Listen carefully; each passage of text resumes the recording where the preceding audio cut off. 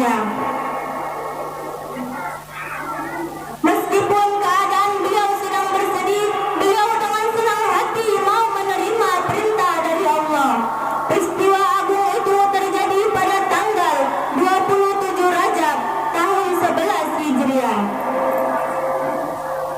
Setelah Rasulullah SAW mendapatkan berbagai macam cobaan dan fitnah dari kelompok kafir Quraisy, tepatnya pada tanggal 27 Rajab tahun 10 kenabian, beliau mendapatkan perintah melaksanakan Isra mulai dari Masjidil Haram menuju Masjidil Aqsa dengan menaiki kendaraan yang bernama Burak, sambil menyaksikan hal-hal yang membuat beliau kagum dan heran serta belum pernah beliau saksikan sebelumnya sebagai perumpamaan bagi umatnya.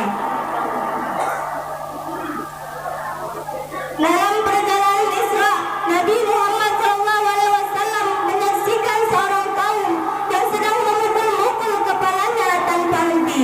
Ketika kepalanya hancur lebur, kepalanya kembali utuh lagi. Ketika kepalanya utuh kembali lagi, akan dipukul-pukul seperti sedia kala. Lalu Nabi bertanya kepada Jibril, "Apa yang terjadi dengan kaum itu ya Jibril?" Dijawab oleh Jibril, "Itu perumpamaan bagi kaummu yang sering meninggalkan salat atau menunda-nunda waktu salat." Tidak sampai di situ, Nabi juga menyaksikan seorang kaum yang sedang memandang mangkuk yang berisi daging bersih dan sudah dimasak, dan mangkuk yang berisi daging mentah dan berbau busuk. Anehnya, kaum itu memakan mangkuk yang berisi daging mentah dan berbau busuk.